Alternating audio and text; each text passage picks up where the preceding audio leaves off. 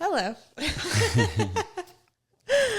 Oh, we always do that when we start. Whoa, what's going like on? The 5-second countdown is like the most. Is it intense? Not ready. Like preparing for a ride. Anyways, hello. We are back in our chairs, in our host chairs. Back home, actually. Yes, back home from our travels. Yeah, do you want to talk about that? How our travels were? Let's sum it up really quick. Where'd we go? Well, I was gone for 4 days before that trip to Oklahoma. Oh, you've been traveling, girl. Yeah, I don't really consider Oklahoma traveling, but... Well, traveling back home. Yeah. And then went to North Carolina. Yeah. We talked about most of that on the last episode. Mm-hmm.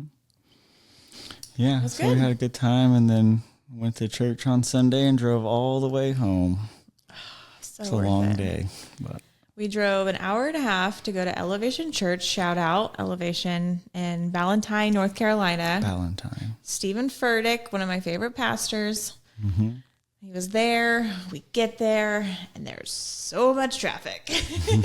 We barely get in the parking lot, and then we don't even get into the main auditorium. But yeah, it was really busy. Yeah, but good for them. Yeah, that's really good. It's like good to see a church so busy, but then it's like, okay, I should have got here like an hour earlier. Oh, that's good. It means they're doing something right. It means everybody's feeling it. So that's good. Yeah, so that was good. It's still different than watching it on TV like I do. It's the energy and the building and the music and, the lady behind us just amen every other sentence. Yeah, she was. She was feeling it. She was hyping me up. She was feeling it. Every other sentence, she'd be like, mm-hmm. Yeah. Amen. Yeah. So then we drove home on Sunday, and now it's Tuesday, but yesterday was a reset day.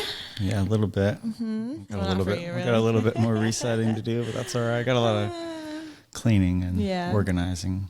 I think it's good. It's the topic we're going to talk about today is it's good to be back home because I can actually implement this little tip we're going to talk about today. It's a little bit easier to do that as opposed to when you're traveling. It's a little bit more difficult. Makes it a little bit more challenging. Yeah. So one of the, main themes of this podcast is to talk about health, and that's mental and physical. So we're really going to go a deep dive into one physical health tip that every single person listening and watching can implement as of tomorrow, today, whenever you're watching this. And so being a health and fitness coach and mostly in nutrition for the last 9 years, I've coached thousands of women all across the world just on a couple key tips to improve your nutrition, lose fat, gain muscle, lots and lots of benefits. And I think people make nutrition so much more complicated than it has to be. And so my coaching, my teaching, my program really all comes down to these three main tips. And one of the tips we're going to talk about today is the importance of protein. Nice. Yes. There's lots protein to say about is important. Yes. Very, very, very important for both female and male. But I will say, I think women are way more protein deficient than men. I know since you've moved to Florida, your transformation is pretty crazy. I mean, I feel like, I learned a lot like along the way, just with my own knowledge and just trying things out on my own. But I would have had a professional like me or you to help guide us. Knowing what I know now, it would have probably taken half the time. Yeah. So what would you say was mainly nutrition that you had to learn about or implement? Yeah. You could maybe be told something, but you're not going to take it in unless you do it and then you see it working. Yeah. And then once you become a believer, then you go, oh, okay, well then I guess I'll stick to that. I mean, so what was your biggest thing that you implemented to get the transformation that you did? Because that's a good question. I mean, not trying to point out, but you were a little fluffy. Yeah. Before I met you. I'm eating anything and everything I want. They say you're on that seafood diet. You see food and I see food and I eat it. So that's seafood diet. But no, a lot of it for me came down to what I was taking out of my diet, or, to remove some things. So instead of what do I need? Like I need this, I need that. It's like, no, I probably need a little less of that, a little less of this. Yeah, that's good. One thing I tried to do too is like not waste calories, if that makes sense. So if whatever you're taking in, I want those calories to mean something, if that makes sense. So do you mean not mindless eating, or do you mean using the calories that you are taking? Like, not probably mindless eating. Yeah. You know what I mean? Just like eating a whole bunch of stuff with a bunch of calories that has no nutritional value whatsoever. It's like, that's not really doing anything for you. Yeah. And that's actually something I do teach people is you ultimately have two decisions when you're going to eat. It's like, is this food going to help my body or hinder my body? So I think mindless eating is so easy to do, because even with like, I do that a lot with nuts. Yeah. I will just eat nuts. They're good. And they're not like for a long super time. bad for you, but you could eat a whole can of them, and it's like, it's healthy fat, but they're not bad for you, but they are very calorie dense because they have a lot of high fats. Right. So you could be intaking an extra 600 calories just by eating nuts, and you're like, oh, well, they're healthy. Yeah. But at the it end kind of of the day, depends what your goals are too. Yeah. If you're a man and you're trying to add size and that might be a little bit helpful to throw in, but so I'm just so passionate about talking about nutrition and protein. And just over the course of 9 years, I've really boiled it down to the 3 most common things I see people doing wrong, especially women, when it comes to weight loss. Yeah. One of them being... Yeah, what are those? One of them being protein deficient. So we're going to get into that today. The other 2 is not eating enough. I think women think they need to be really low calorie. Right. I think that's probably one I see the most for me, is people that are like, one person in particular recently is like, well, I have one big meal, at night. And I'm like, well, you just told me you work out, and then you go for a long run, and then I'm like, you need... And that's it? They only eat one meal at night? Yeah. Yeah, and maybe like a few, like try to eat like a bar or something throughout the day. I'm like, and then my friend told me he was so tired, he's like running into the walls, and like, I'm like, well, that's not good. Like, you want to be able to perform, right, at the highest of levels. So if you're literally not able to walk through your house because you're so exhausted, then that's the opposite. You don't want to be exhausted and then But why were they? I don't know if it's a he or she. Why were they doing that? Because they were trying to lose weight? Like intermittent fasting. Yeah. Yeah. So he must have been doing like a 21-hour fast with a 3-hour eating time. I just think for the amount of work he was doing, I mean, some people, I don't know, that might be sufficient to whatever their lifestyle is. But for this person, it wasn't adequate. No. For this person, it wasn't adequate. No.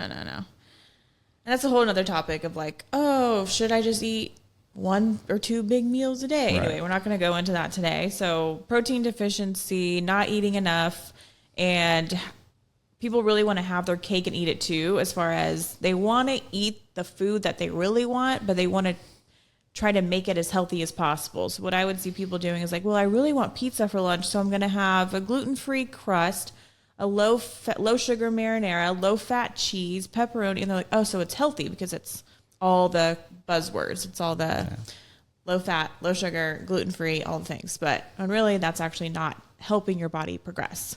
So those are the 3 main things. And yeah, we're going to get into some protein today. Okay. What about this saying that some people say you would like to consume 1 gram of protein per body pound that you are? I've heard so I've heard people like, let's say I'm 180, want to be 200. Well, I need to be getting about 200 grams of protein. Yeah. So one gram per body pound that you ideally want to be at. That's a good rule to follow. But also, honestly, you can definitely not have enough protein, but if you're eating a lot of lean protein, you really can't go over on eating protein. Right. You can't be, you can be like, oh my God, it has too much protein today. Because it's actually just benefits your body so much. So that's a good rule. So you can start don't feel there. like bloated or like No, not if you're eating lean protein. If you're eating a ton of protein bars, maybe. If you're eating a ton of... So there's some other stuff in there. Yeah, if you're eating... Again, these are having the cake and eating it too. Oh, well, I need this amount of protein a day, so I'm just going to have this many protein bars to get that. That doesn't work. So lean That's probably protein. not the most sufficient source of fuel. Right, exactly. Yeah. There's just different rules for different things. Right. Like you can have a protein bar, but you should probably go and work out after having one, or work out and then have one, because your body can actually use it. Yeah. the sugar and everything else in it to break down as glucose and build muscle. But if you're just like a random 2 p.m. protein bar with no exercise around it, not really benefiting you. So I'll go ahead. So what was that? So was that the first one that you were saying? So the second one is not eating enough? Yeah, not eating enough. I'll quickly go into that. I have a really good analogy that I like to say about not eating enough. And what I like to tell people is your body is like your bank account. So if you have a bank account and you don't have a lot of money in your bank account, or you don't make a lot of money, or whatever it is, you are less inclined to go out and really spend money, right? You're going to hold on to it. You're going to save it. You're going to penny pinch, and you're only going to use it when you absolutely need to. Same with calories. If you are not intaking enough calories, your body is going to store them and hoard them as long as possible, because it doesn't trust that you're going to give it enough. And so it needs it for fuel. So it's not going to be more easily burned, because it's like, oh my gosh, well, Kayla's not going to give us enough and we need all of this to hold on to for fuel. So it stores it as fat. Whereas if you increase the amount of calories or the amount of food you're eating, your body starts to say, she's actually giving us enough sufficient amount of food and fuel for our body that we now trust her. So we're going to burn this off. And it's like a cycle. It can burn at a higher rate. Right. AKA your metabolism, basically.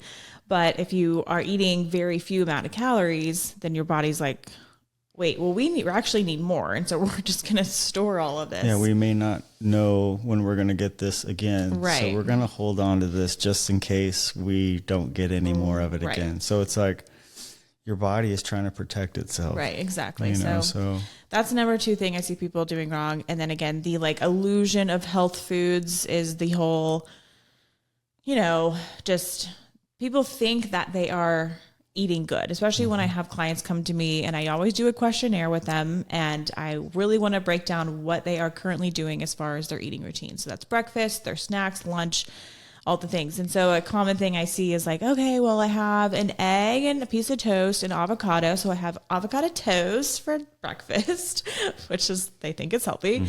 For lunch, they'll have a thing of like flavored yogurt, a snack. For lunch, they'll have like a gluten-free wrap or whatever with chips, with kettle chips or healthy chips. So they think.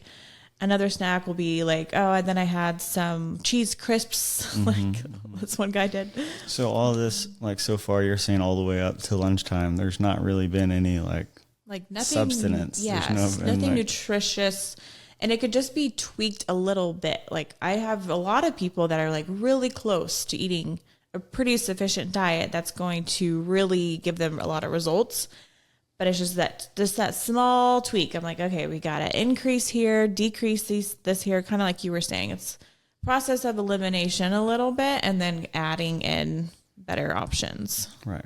Yeah. So that's the illusion of health is like the protein bars and, things on the shelves that have all the buzzwords that are screaming at you. I'm healthy. I'm healthy. I'm healthy. And if I always say, if a product has to convince you it's healthy, it's probably not healthy. Or another quote I like to use is, if your great-great-grandmother wouldn't recognize it as food, it's probably not food. Yeah, that's true. Like if it doesn't come from the earth or from the ocean or from the land. This new product just came out that looks super healthy. It's like, okay, well, if it doesn't come clearly had to be manufactured. Right. If it doesn't come in by land or sea, then where did it come from? That's why you don't really see advertising for eggs for veggies, for avocado, for chicken, for steak. You know, you don't see the labels are just like, this is steak. Here you go. You know, where other products have all the colors, all the words, all the buzzwords. True. So those are two things that I like to tell my clients is, the great-great-grandmother quote is really good. It's like, that's probably not the best for me. And there's certain circumstances where, you know, I don't want to deprive my clients of, you can never have that again. And I don't want to demoralize food, but you just got to have the information so you can make an informed decision when you're going. You're like, well, my great-grandmother used to love apple pie. So I think apple pie is good. We didn't say what she loved, what she recognized. Cobbler, you know, so cobbler's good. That's a food. Okay. That's funny. Smarty pants. That's funny. So we did the 3 points.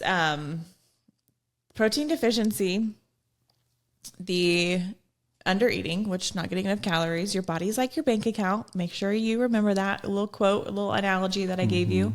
Because people are just so scared to eat a lot. They're like, well, what if, you know, if I eat all this, aren't I just, you know, gaining weight? Yeah. And that's another thing is people look at a number and they think that that number on the scale is everything. Where it's like, I've stayed 175. I've stayed around the weight of 175 for probably the last 5 years, 6 years, around that weight. But my body has completely changed. Completely changed. I actually just had that conversation with the client this morning. So I don't think that the scale is the pictures are a good way to tell because you can actually see it. You know, also, if you don't see someone for a little while, it's someone that's made progress. Those people haven't seen you in a while. Those are the ones that are like, oh, it kind of puts you in check. Like, wow, what have you done? You know, when people start noticing that your physical change, that's kind of a big boost as well. Yeah, I was just having that conversation with the client this morning because it was her first week and she didn't lose any weight. And I put her picture side by side and I was like, yeah, but your stomach is flatter. So I just told her the reason she may not be losing weight or seeing the number on the scale go down. One of them, not enough protein, not enough calories burned, not eating enough. And then I also said, you could be gaining muscle and losing fat. And that's simultaneously keeping that number the same. Right. You could be 140 super toned and ripped up, or you could be 140 skinny fat and look completely different. So that's why the number on the scale. That's why just honestly, if you have a good coach or someone, you just stick to whatever the person that you trust, your coach or the professional, stick with it and then see what your results are later. Don't get caught up in the instant gratification. Just say, you know what, I'm just going to tell myself I'm going to do this for 3 months. No matter what, I'm just going to do it. And then we'll see what it's like at the end of 3 months. Yeah, I think 3 months for me is optimal with my clients. Same. Yeah, that's like I always tell them, all right, month 1 is going to be a lot of learning. It's you're going to have a lot of questions. Month 2 is really going to be seeing what you like, what your body likes, what your body responds to. And then 3 is really just checking in with me and being like, all right, and then from there, it's like they are their own little butterfly that came out of the cocoon. And now they know. I think that's one of the most important things for me is to educate my clients on why things are working, what's happening in real time. Anyone could follow a program and then just mindlessly follow it and not know what the heck they did at the end of the program. Right. Like, well, I lost 20 pounds, but now I have to have this trainer hold my hand the rest of my life in order to keep the results. That's so good, my goal is to educate. And so you have all the information in your own brain like I do. And that, you know, maybe you don't always make the best decisions, but you know what to do if you don't make a good decision. They say you teach a man to fish and you feed him for a lifetime. There you go. So that's essentially what you're doing. Yeah. I'm a teacher of fishermen. Yeah, I guess. I mean, you saw crazy results by tweaking your diet for your show. Yeah, so kind of what I was going to say about the whole protein thing. I was taking in I'll just give you an example. I was eating probably prior to the physique competition, I was eating probably 4 to 5 5 meals of usually like lean ground turkey, about a half cup of white rice. The lean ground turkey is about 5 ounces or something like that. But then the person that my coach, he's like, you need to be eating more protein. Like, I'm like, what? You know, like thought 5 ounces was about good. He bumped it up to 8, and then maybe added one more meal. And that was like at like 10 p.m. I'm like, what the heck? I'm already like usually in bed, you know, it's like one more steak meal on top of, I was like, oh my gosh. So it's like really at first it was a lot, the timing of it to eat at those specific times every time. But after a while I got the hang of it, and I noticed even though I was consuming, I felt like more food. I wouldn't say it was like a ton of food, but it was like just the right amount, just to where I could finish it. It's clean. I'm not bloated, but I lost weight, and I was like baffled. I was baffled. Like, how can I be eating that much more at each meal and then like be getting leaner and like flushing my system? And I started eating 5 or 6 pieces of asparagus each meal, and then I would do a handful of spinach. Salad bomb. I'd take the spinach in the hand, hit a little dressing, and to get it over with, you know. But no, I think that the greens really helped, you know, with my digestive, with my gut, and yeah, it was really good. Okay, 3 weeks prior to your show. Mm-hmm. Before that, like outside like Chick-fil-A of the 3 one day, I remember. you weren't eating very good, but you got such quick results in 3 weeks. To be honest with you, I'm very blessed. I'm very blessed. Like, I have really good genetics. You and do. That's the thing about the bodybuilding and the physique stuff. Some guys like will be in there and really training hard, or some people that they got it naturally. You know, some people really got it naturally. Some people really have to work for it. Some people are naturally bigger. They want to get smaller. Some people are naturally really small and they want to get bigger. It's like, it's hard. It's just about, like you were saying, it's kind of like your specific goals as to what you really want. And at least from my clients, I know what you're talking about nutrition, but for like my clients, like one of them's in his 70s, his goal was he wanted to go skiing again. He hadn't been in a while. So I'm like, okay, I have to find out what exercises and what different things and situations, scenarios I can put him in that will eventually lead him to success going down the mountain a little bit. So that's kind of the problem I have to figure out for him. Or another guy, young man I have, plays baseball, and he's young. He's just now getting to know his body. So that's a little bit different. Yeah, coordination and balance and just getting to know yourself a little bit. I think that's what makes us a good team, because you handled more of the physical and I'm more of the nutrition. I could do both, but I would much rather talk nutrition all day, because I say you eat to lose fat, you work out to gain muscle, basically. That's good. Yeah. So I help the people lose the fat. You help the people be in shape. But yeah, so let's get into, I just want to talk about 5 ways that protein significantly increases so many things or decreases. So the first one, protein burns fat. Plain and simple, protein burns fat. Protein builds muscle, and the more muscle you have, the less fat you have. There's no world where you are gaining muscle but keeping the same amount of fat on. So if you just have that one goal of like, okay, I'm just gonna strive to build muscle, the fat just disappears because they can't live simultaneously together. They cannot cohabitat. Yes. So if you are gaining muscle, you are inadvertently losing fat. And one way to do that is to increase your protein intake throughout the day. If you even want to take it further, that's lifting heavy weights, that's going to the gym, that's maxing out your reps. I was going to say, I didn't really see so much change in my body until I was going to the gym and lifting as heavy as I could. Like, not this whole, oh, okay, I've done 15 reps, that's pretty good. It was like maxing out to failure at the end of each set, and just pushing myself. And that's when my body started to have curves and shape, and my butt grew. Then my waist got skinny, and then my arms got toned. And so that was only by increasing protein, lifting heavy, and maxing out on my workouts. Yeah, I was just going to say that I met a kid today. Well, I've known him in the gym, and he just told me that I think he took off working out for like a year or two, gained probably 30, 40 pounds, but he lost, I think 30, 40 pounds within 8 or 9 months, something like that. After getting back? Yeah, and he hadn't worked out in a long time, and I was like, oh, were you doing a lot of cardio? He's like, just lifting. He's like, I wasn't hardly doing any cardio at all. He's like, I don't like cardio. I just like to lift. I was like, well, at least you found out what works for you. Yeah. Like, you know, sometimes it takes you thinking about it and tinkering with stuff until you really find out actually what works. Yeah, totally. Yeah.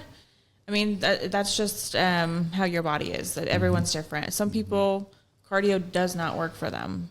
Some people, just lifting works for them. Like I even saw, it's actually a girl that we both know. She just posted a picture of her like side by side, and she was like, okay, this side, it was like cardio, hit workout, barely lifting. And then the other one was no cardio, no hit workout, just lifting. But she was smaller and more toned, which you would think it'd be opposite. But, you know, everyone's body's different. So. Yeah, definitely. Yeah, I think for me, what works best for me is when and maybe this isn't even true for me today because I'm older. This was 10 years ago, 5 years ago. But like fasted cardio for me works. And then going back later for a heavy lift is like what I saw the most results in. I did that with my fitness competition that I did 10 years ago. Every morning like clockwork. It was 40 minutes fasted cardio, go home, eat a couple meals, go back for lunch, heavy lift. So you weren't doing that before? No, what I was doing before was I was going to the gym after work at 5 p.m. and I was literally doing the same workout with the same amount of weights every single day because I didn't know what to do. Like Consistency. I wasn't, I wasn't intimidated in the gym. I actually liked going to the gym because a lot of my friends went, but it was like grab a pair of dumbbells, you do some walking lunges, you do some abs, you do some shoulders, and it was the same workout every day. And I was like, you know, I was in shape, but I wasn't in shape. Yeah. So. How long did you do that routine, or how long were you in that? Oh gosh. Really? Probably a couple years. Yeah. Yeah. I mean, I was small. Yeah. But also I was 21, 22. 23, 24, 25, 26 was when I was doing like my heavy lifting. And then 28, 29, 30 was like my hit workouts. When you say heavy lifting, I mean, how heavy were you lifting? I mean, I was doing like 4 plates each side on leg press. I don't do that. I know you don't. I got pictures, I got videos to prove it. Yeah. So anyway, and then the protein, and I learned so much from just having a coach for 6 weeks, like information I still use today, 10 years later. So that's why it's really important. If you don't know what you're doing, you know, invest in a coach that will, like you said, get you there in half the time, and you won't be boggling your mind with so much information on the internet that you don't know what works or not. That's true. It's like, for me, if I have a coach that's going to put, hopefully that coach that you trust or care about, they're putting you in a position to better yourself because they've been there before. That's why you're hiring them, you know? Yeah. And I told you this before, but in hiring my coach, I was like, if this goes south and I suck and I'm going to do whatever this guy says. If it doesn't work out, then I have somebody kind of, I can say, well, look, I tried everything and it didn't work. That's true. So it's like, yeah. As long as you know that people are actually doing it. Yeah. So it was almost like a way out if it didn't work. I don't know what my clients are doing when they live in other states all the time. I don't know if they're drinking or having extra food that they're not telling me about. Right. But they'll know. They'll know. Even if they're not telling me, you know, they'll come back to them like, okay, have I been telling you the full truth? Right. And that happens a lot. I think a lot of people, you know, they think that they're eating healthy or doing healthy, and then once you start really looking at your habits and you're like, oh, you didn't log these 2 Coca-Colas, like you didn't log that Coca-Cola at lunch or dinner. It's like, oh yeah, well, yeah, that adds okay, up. well, if you drink 2 or 3 of those a day all week, it's like, okay, well, so that's not great. Yeah. So that's one of the ways. So protein burns fat. Number one, protein also balances your hormones. So there are two main hormones when it comes to your hunger and your satiety. And those are the leptin and the ghrelin hormones. One is responsible for how satisfied you feel. The other one is responsible for when you get hungry. Protein balances those back into balance. So when you have a sufficient amount of protein in your everyday diet, you aren't as hungry as often, and then you feel fuller for longer. And those are those two hormones coming back into balance. So you go and eat a high protein, a pretty good fat dense, lower carb was what I stick to meal, then you feel satisfied when you are done. Like you said, it's like, that was just enough. That was like perfect. I feel exactly the amount of full that I should feel. I don't feel bloated. My stomach is still flat. And then you aren't as hungry for a longer amount of time. So that's another thing that protein does for you. Perfect. Yeah. Number 3 is protein decreases snacking and sugar cravings. It's been shown that increasing your protein can cut snacking by 60%. And that kind of goes back to the number 2 with the, feeling hungry. So it keeps, you don't even want to snack because you're hungry. It's funny you say that, because when I was doing the prepping and I was having all those meals, I literally didn't eat anything in between. It was 3 hours, every 3 hours. And I was just, that amount of substance would fill me up. And then that 3 hour mark, I was almost like not hungry again, but I could do it. Yeah. It wasn't like I'm stuffing myself either. But, it's perfect. Yeah. Not to say that you need to eat like that, because it is pretty restrictive. I mean, it's the same. For me, it was the same time. I feel like I got benefits from the time of day. Like just my body going, okay, here we go. I know I'm eating at this time. I know I'm eating at this time.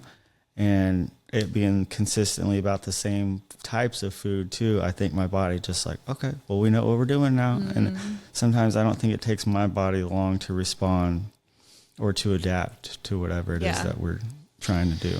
Yeah, that kind of goes into the next point of like your body actually loves routine. Like it loves to know when you're going to do something. It doesn't want to be thrown off. It doesn't want to be like, oh, she eats at 8 a.m. and then the next day she's eating at 10 a.m. Like your body likes to know exactly what you're going to do, because then it's like just literally on this system and cycle.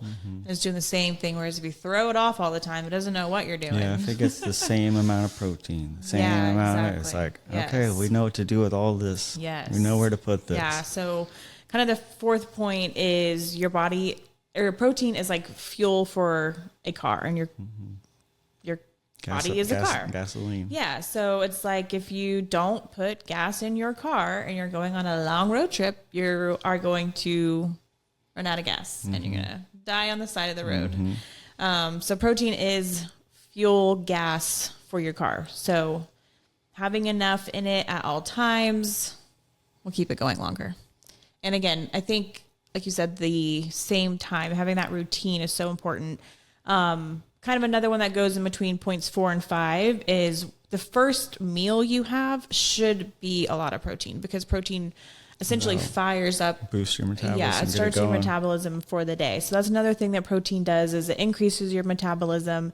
Going back to that, what were we talking about metabolism? Like kind of like the calorie thing, as far as like your body's like your bank account. It boosts your metabolism. So the very first meal you have should be really high in protein, because that ultimately fires up your body for the day. Kind of sets the tone. Yeah. I like to talk in like kindergarten grade levels and give lots of visuals so people understand. Like I'm a very visual learner. I can't like throw all these scientific words at people and expect the average person to understand. So another analogy that I like to use for this is the very first meal that you have when you wake up, or actually not when you wake up, when you choose to eat. Some people like to intermittent fast. Some people like to work out and then eat, whatever your preference is. But your first meal should be so high in protein, because what it's like is like, okay, you know that game at the fair that you like have the huge hammer and you like hit it and then the light goes up, and if you hit it at the very top, it goes off and you get a prize. Yeah, it's a sledgehammer. And yeah, that's how protein is for your body. Whereas like you can hit the hammer and the lights can go up like halfway, but you don't get no prize for that. So if you hit it all the way to the top, which is like getting enough protein, then that's like where you want to be as far as your body. That actually will start your metabolism. Whereas if you're like, I had one egg, it's like, okay, that's basically like the lights going up like 1/4 and wah, wah, wah, wah. Like it didn't do anything. You're essentially just ingesting calories and then you're storing them. Whereas if you had enough, there's like a threshold. It's like you have to hit that threshold. If you hit it enough, then you hold on to it. Then it's like your body's like, and here we go. Okay, yeah. You know? Kicks it into action. Yeah, exactly. So that's kind of, I mean, what I was talking about was just the consistent of the times that I was eating and the consistency of the types of food I was eating. And I had a guy that I was training. He's like, you know, what do you snack on or what kind of, and I was kind of like, I was like, you know what? Like when I was really prepping, I wasn't snacking on anything. And I want to be like, are you having a little snack? Like, no, like, you know, you're a large athlete. He's a big guy. I'm like, you need to have your, you know, you don't need to have a little bag of chips or something. It's like, you need to have your chicken and your steak and your rice and your greens. And like, you know, it's like this guy I'm training is a ex-football player, you know, he's an athlete. It's like, you need to prep yourself like you're an athlete. Yeah. You know, put the good fuel in your body. Yeah. It's just, I mean, I can't blame anyone for not knowing this information. I just intentionally put an effort into knowing it. And I actually physically saw the results of implementing it.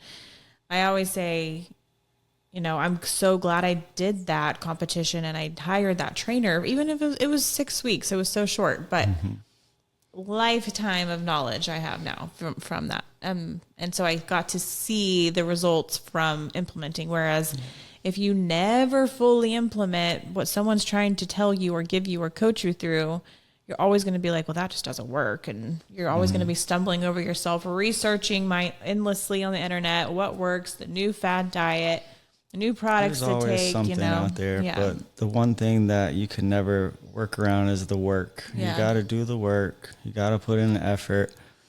It's not easier. Everybody would do it. You know, not everybody looks like that because it takes a lot to look like that sometimes. So, but what we're seeing now in the time of age that we live in is you see it more regularly because everything is on social media. So you see these people that are jacked or models or whatever they are, and maybe they look incredible, but it's like, I don't know how much you see that in real life. Probably not as much. You know, when I look around town or a city, it's like you don't see those people as often. They're few and far between. But it does take an extreme amount of effort to get to look like some of those people. Yeah, I mean, to look like that 24/7 is a 24/7 job. Yeah, definitely. You don't look like that because you did something right once a week, you know? So it's just an everyday thing. That's why even my client today, it's been a week and she didn't lose any weight. And I was like, we're on week 1.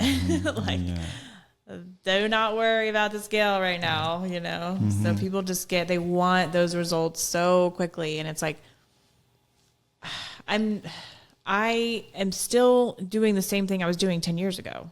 I didn't do something for 6 weeks and it worked and it was permanent and I never have to work on it ever again. Yeah.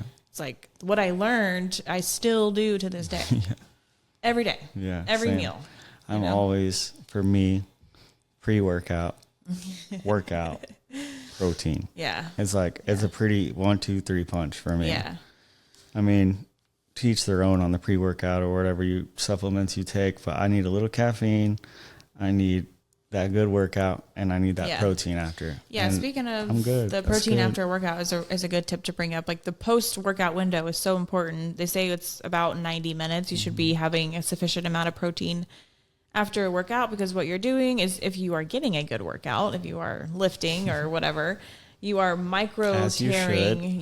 You are micro-tearing the fibers of your muscles. So when you like replenish Okay, it. there we go. Let's talk about that. Yeah, you're actually, when you're lifting heavy weights, you're actually not building muscle necessarily. You're actually Tearing it. breaking it down. Yeah. You're breaking it down. Breaking it down. So and then building it back up. after you break it down, that protein's what builds you back up. Yeah. So you got to repair. I mean, not to jump the gun and jump your whole this whole protein thing, but carbs are important too if you're trying to build. Yeah. So. Yeah. That's a whole nother subject. We'll get on that We'll get later. on that one day. I just think protein is something someone can do right now, tomorrow, without having to do anything else. You don't have to go to the gym. You don't have to order any supplements. You don't got to get the best workout clothes. You just have to know the best choices of protein to have. Increase your protein. What would I find protein in? Like, how would I get it?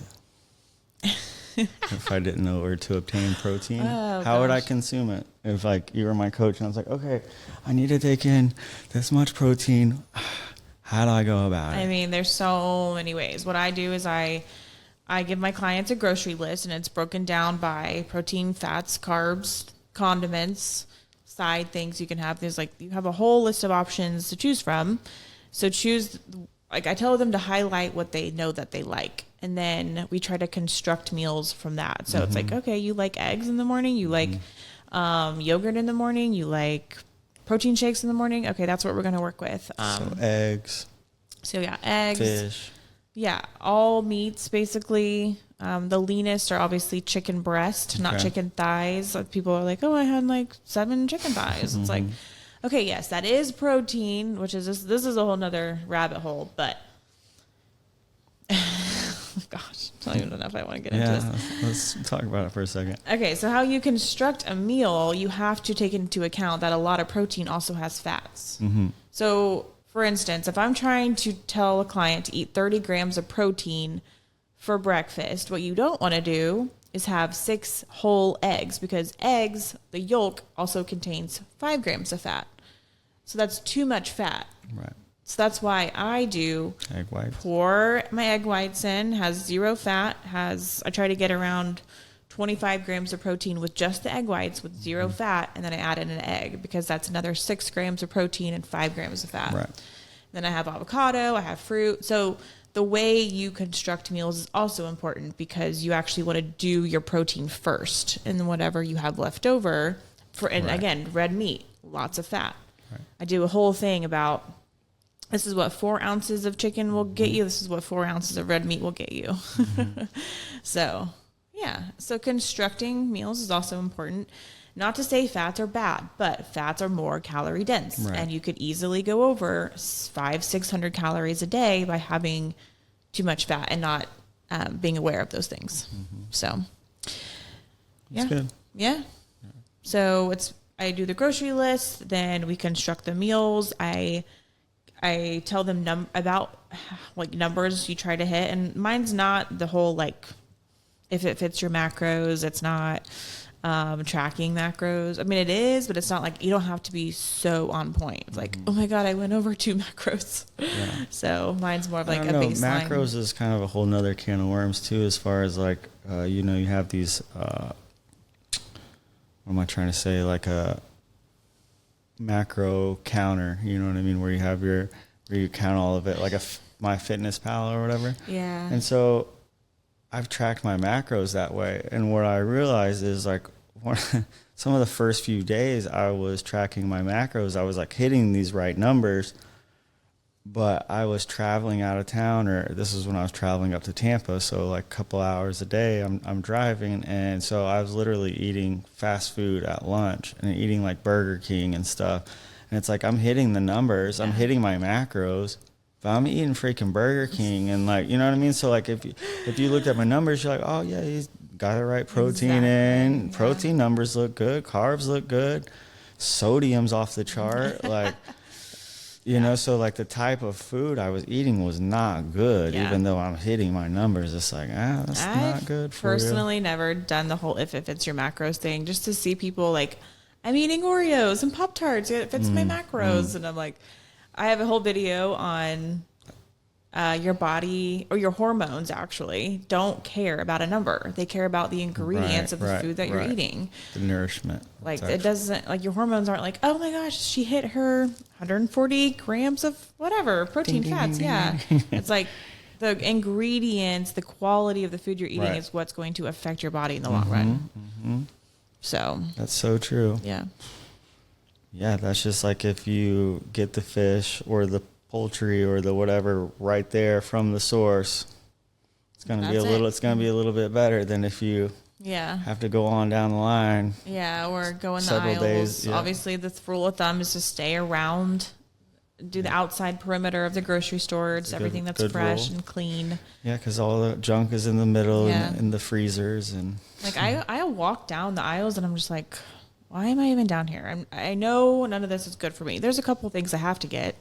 I have to get Berkeley's green beans and like oatmeal and stuff. But yeah, so everything I buy, like usually the pantry is not as full. It's the fridge that's full of stuff. That's true. How long have you been on the protein team? Team Protein. How long have you been on that team? Probably since my my competition, 10 years. So I was 15. Yeah.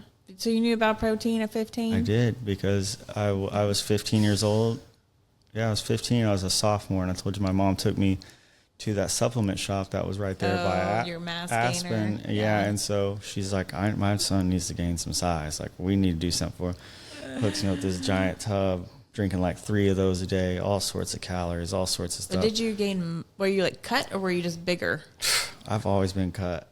It's like, no, seriously, it's like no body fat. So as soon as I'm taking all that stuff, and I'm like a skinny kid, and you taking all of them calories, and I was lifting hard and I was running, and then I just put on muscle. I put on 20 pounds of muscle in like maybe 15 pounds in like a summer, like my sophomore summer, maybe it's freshman to sophomore year. Because I actually had a coach that came from Piedmont. He was the head coach of Piedmont, and then he came to our high school. And we were doing like a summer thing or something, and he asked our head coach, he's like, where's that little left-handed point guard that you guys had? And he's like, he's over there. And he's like, that's him? He said, yeah. He said, he's gained 25 pounds.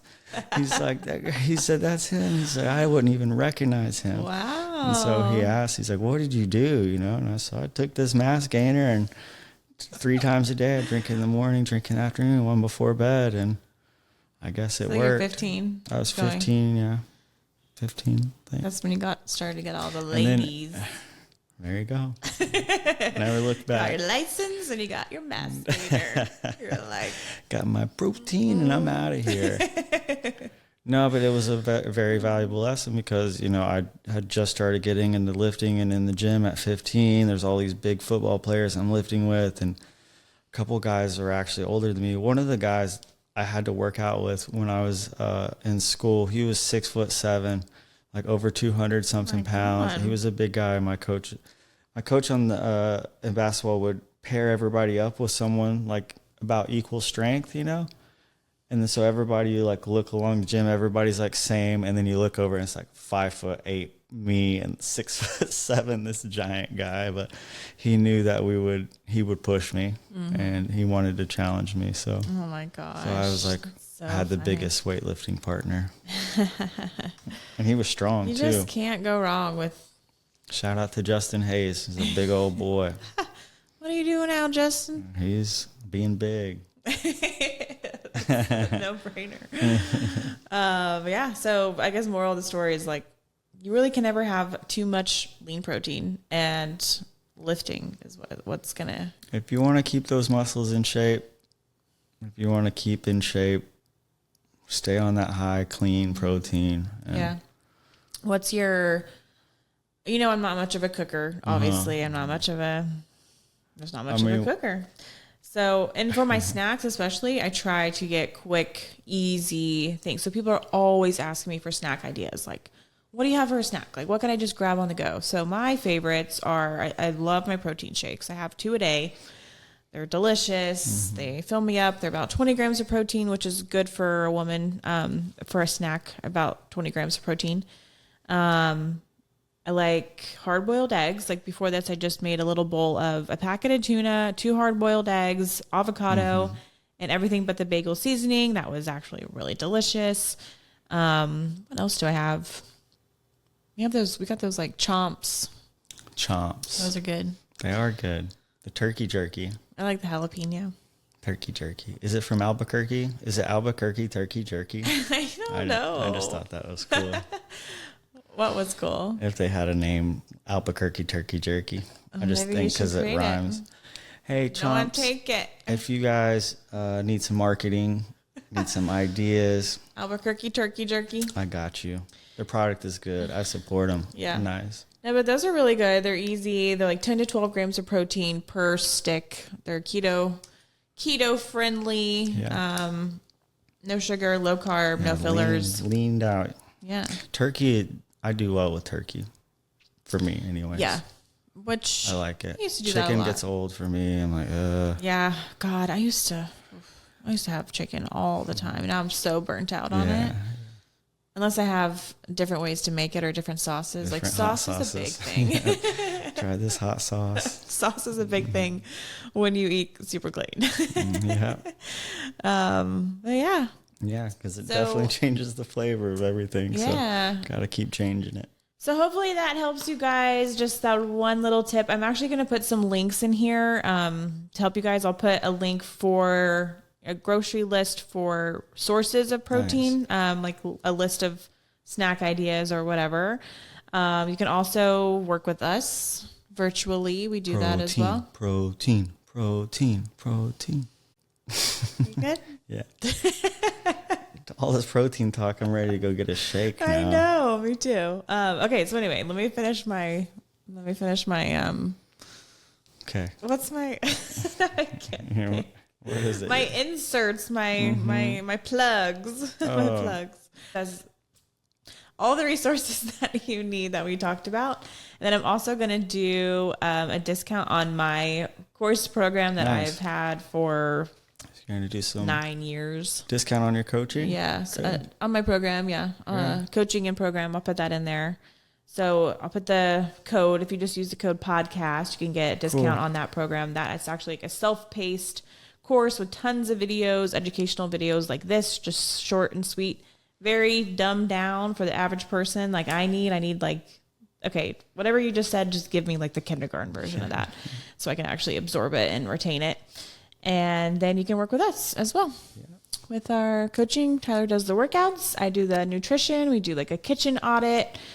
I will literally go through your pantry and your fridge and be like, okay, let's no, yes, without, being too super strict or anything, or just educating you on nutrition. And I like helping people try to find their athleticism. Yeah. That's what I'm all about. Yeah. So we're a powerful like force. 1-2 punch. Yeah, definitely. Am I the 1 or the 2? Well, it's yet to be determined. Which one's more effective? I don't know. The second one, probably. I could arm wrestle. No, because the second one, you knock them out. The first one, you just like rattle them and then you. Okay. So I'm the 2. Okay. I'm number 1. You guys heard it first. I am number 1. I like that. We'll sign off with that. I'm number 1. All right. Just teasing. Yeah, I think that's it. Is that it? Cool. Yeah, that was good. Let's go get some protein so I can burn some fat, keep my metabolism going. What kind of protein shake are you going to have? Probably my chocolate. Chocolate? Yeah. Okay. I love doing my chocolate with half an avocado and a little bit of almond milk. No ice. People that put ice in our... No. No ice in your protein shakes, guys. Don't blend ice. Yeah, that's kind of weird. It's like a slushy protein shake. I don't like that. Maybe I did that my first 2 years or something. I don't know. Maybe I don't know how people maybe do when that. I was 16. But if you do 8 ounces of water and then add half avocado, it just makes it like a pudding. Oh. Yeah, she likes it all thick like this. I eat it with a spoon. She likes it like that pudding. I'm not really like that. I don't need a spoon. But it's like a protein pudding, and it's so delicious. Yeah, she likes it thick. Mm-hmm. I'm more just a little couple ounces of water and get it down. She just needs it really thin. I need it thin. She likes it thick. What are we talking about again? Protein. Here we go. Okay. All right, let's get out of here. All right. Yeah, I'm hungry. You Bye, done? babe. All right. Love you. Love you too. See you in the kitchen.